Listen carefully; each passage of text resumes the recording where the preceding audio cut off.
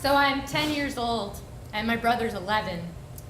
We're in the living room, and the Temptations are blaring out my father's stereo. I've got a hairbrush clutched in my hand like a microphone, and my brother is back up dancing behind me.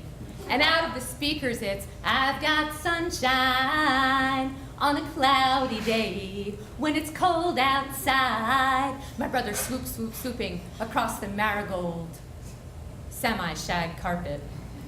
And I keep on singing, and we are having a blast. And it's, I bet you'd say, what can make me feel this way? And then there's audience participation. My girl. My girl. Oh my gosh, did you hear the harmony? That was amazing.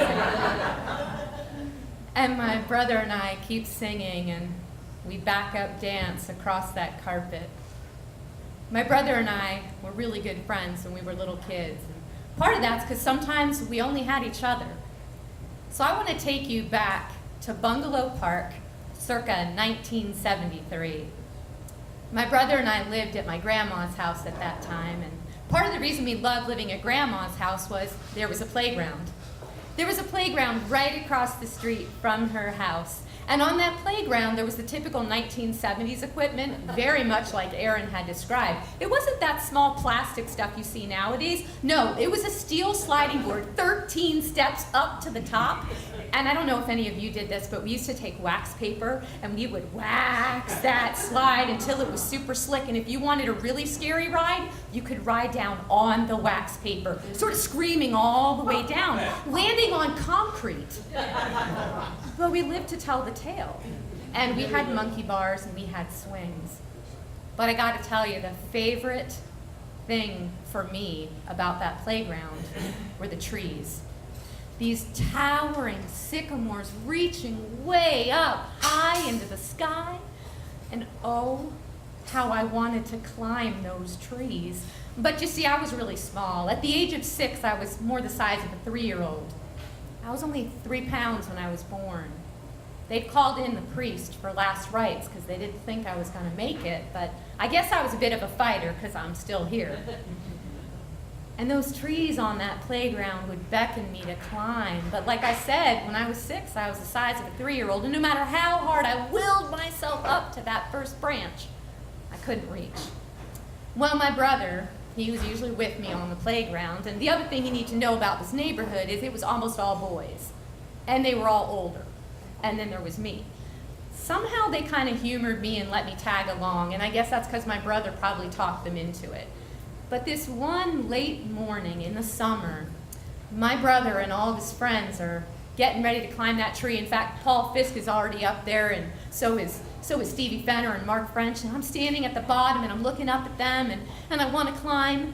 And then my brother looks at me and he says, I'll help you. What? My brother never helped me climb a tree before. And then I was thinking, wait, he had 2 bowls of Fruit Loops this morning. It must be the sugar talking. So my brother, he bent down and he cradled my ked-sneakered foot in his hands, and he boosted me up, and I grabbed a hold of that first branch, and I pulled myself up, and I swung my little leg over, and then I grabbed onto the next branch, and I pulled myself up, and I swung my leg over, and I grabbed the next branch. Oh my gosh, I was in the tree with all the boys in the neighborhood. Mark French was there. He was an older man. He was 9. I had such a crush on Mark French. And we're all in the tree, and my brother climbs up too, and I'm sitting there, and I'm the only girl, and I'm thinking, I'm so cool. I'm in the tree. And then Paul Fisk turns to my brother and says, Jimmy, let's go to Stevie Fenner's house and watch cartoons. They have color cable TV. And just like that, all the boys climb down out of the tree. And they leave me there.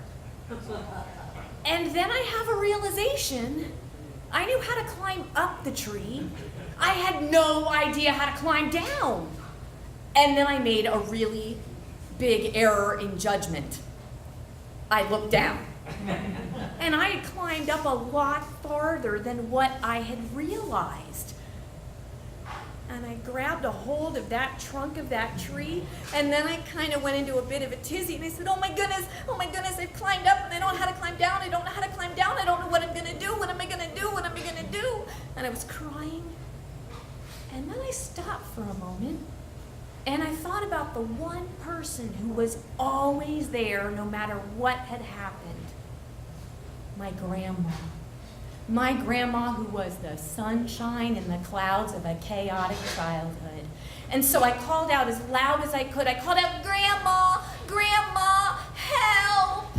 And I don't know if any of your grandmas had this supersonic hearing, but from the depths of her little Cape Cod house, she heard my desperate cries, and in moments, she was out on the front stoop, and she was wearing what we called her uniform.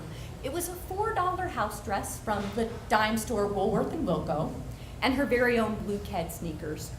And she stood out on the porch, and she called out, "Chrissy, honey, where are you?" "Grandma, Grandma, I'm up here." And then she put her hands on her hips. "Ah, now, Chrissy, don't play tricks on your grandma. Where are you?" And with every ounce of courage, I peeled my hand away from the trunk of the tree, and I kind of waved it out. "Grandma, I'm up here." And then she saw me. And with a sense of purpose, she strode over across that playground. And then she stood under the tree, and she looked up at me. Now, my grandmother, Pennsylvania Dutch, practical. She looks up and she says, "Well, Chrissy, honey, climb down." I said, "Grandma, I can't. I don't know how. I don't know how." She said, "Ah, now, honey, if you can climb up the tree, you can climb down." "No, Grandma, I can't. I'm really scared. I can't do it. I just can't." And then my grandma did the only thing that a grandma can do when her granddaughter has climbed up the tree and gotten herself stuck. My grandma, all 4'8" of her, she hunkered down, and then she leaped up into the air, transforming into a superhero right in front of my eyes. She grabbed a hold of that branch, she pulled herself up, and she swung her little leg over. And then she grabbed a hold of the next branch, pulled herself up, and swung her leg over. And branch by branch, she climbed up that tree until she was just one branch beneath me. She looked at me and she said, "Chrissy, honey, you are small but mighty, just like me. We're going to climb down together. You can do it." And so my grandmother would climb down one branch, and she would beckon for me to follow. She climbed down another, beckoned for me to follow, branch by branch, until she reached that last one, and she lowered herself down to the ground. And then she stood there with her arms open wide, and she said, "Chrissy, Chrissy, jump. I've got you." "I don't know, Grandma. That still looks pretty far." "Chrissy, honey, I've got you. I've got you." And that's when I took my first leap of faith into the arms of my grandmother, not only my superhero, but the sunshine and the clouds of my childhood.